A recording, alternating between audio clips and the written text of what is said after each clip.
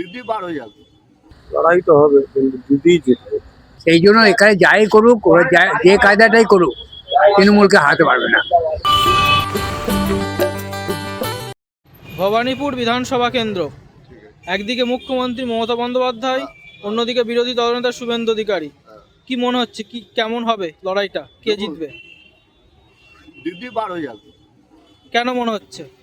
দেখুন, একটু কাজ ওই আমাদের কাজ একটু উল্টো সিধা হলো, মানে দিদি বার হয়ে যাবে।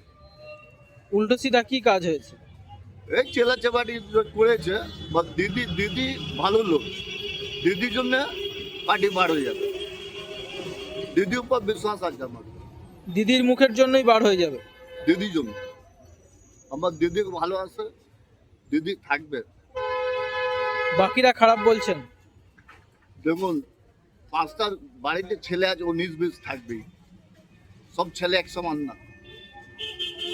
দিদির জন্য আমরা ভোট দিয়ে দিদিকে আমরা জিতাবো। দিদি বার হয়ে যাবে। ভবানীপুর বিধানসভা কেন্দ্র, একদিকে বিরোধী দলনেতা শুভেন্দু অধিকারী, অন্যদিকে মুখ্যমন্ত্রী স্বয়ং মমতা বন্দ্যোপাধ্যায়। কি মনে হচ্ছে, কেমন লড়াই হবে, কে জিতবে? লড়াই তো হবে, কিন্তু দিদি জিতবে। কেন মনে হচ্ছে এমনটা আপনার?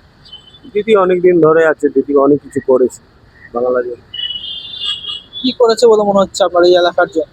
অনেক কিছু করেছে, অনেক কিছু করেছে। এই এলাকার জন্য কি কাজ হয়েছে? কি কাজ হয়নি বলুন? অনেক কিছু কাজ হয়েছে। ওই বেরোজগারি ভাতা দিচ্ছে দিদি, 1500 টাকা মহিলাদের দিচ্ছে, অনেক কিছু দিদি করেছে। ভবানীপুর বিধানসভা, একদিকে মুখ্যমন্ত্রী মমতা বন্দ্যোপাধ্যায়, অন্যদিকে বিরোধী দলনেতা শুভেন্দু অধিকারী। কি মনে হচ্ছে, কেমন লড়াই হবে, কে জিতবে? লড়াই তো খুব ভালোই হবে। কেন, শুভেন্দুকে সবাই চেনে আর মমতাকেও চেনে। তা শুভেন্দু অধিকারী তৃণমূল থেকে চলে গেছে, তা তাকে তৃণমূলে রেখেছে, কেউ ভোট দেবে না। এটাই তো সবথেকে বড় কথা।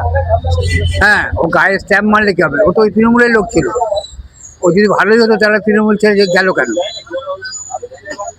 ঠিক আছে, সেই জন্য এখানে যাই করুক, ওরা যে কায়দাটাই করুক, তৃণমূলকে হারাতে পারবে না। হ্যাঁ, এইটা মানতে পারি। যেখানে 50,000 ভোটে জিতেছে, সেখানে হয়তো 20,000 ভোটে জিতবে। ভোট মার্জিন জিতবে, মার্জিন কমে যেতে পারে। ঠিক আছে, কেন এই ভোট কাটাকাটি? এখন ভোট যে কাটছে, ধরো 40,000 ভোট কেটে দিল, সেটা তো খালি মমতা বন্দ্যোপাধ্যায়ের ভোট না, ওটা তো ওদেরও হতে পারে। ঠিক আছে, হ্যাঁ মানছি যে ওইখান থেকে হয়তো 40,000-এর মধ্যে 30,000 মমতার, 10,000 ওদের, সিপিএমের আছে, বিজেপির আছে, ওকে। কিন্তু কী হবে, মার্জিনটা কমলেও মমতা বন্দ্যোপাধ্যায় জিতবে। আর সবথেকে বড় কথা, তো আমি যদি কারোর পাশে থাকি, সে তো আমায় ভুলতে পারবে না। মমতা বন্দ্যোপাধ্যায় গরিবের জন্য ভালো, বড় লোকের জন্য কি আমি জানি না, কিন্তু গরিবের জন্য মমতা বন্দ্যোপাধ্যায় 1 নম্বর।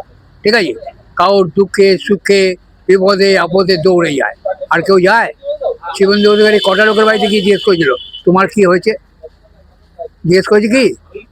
তোমার ঘরে হাঁড়ি চলছে না কেন জিজ্ঞেস করেছে?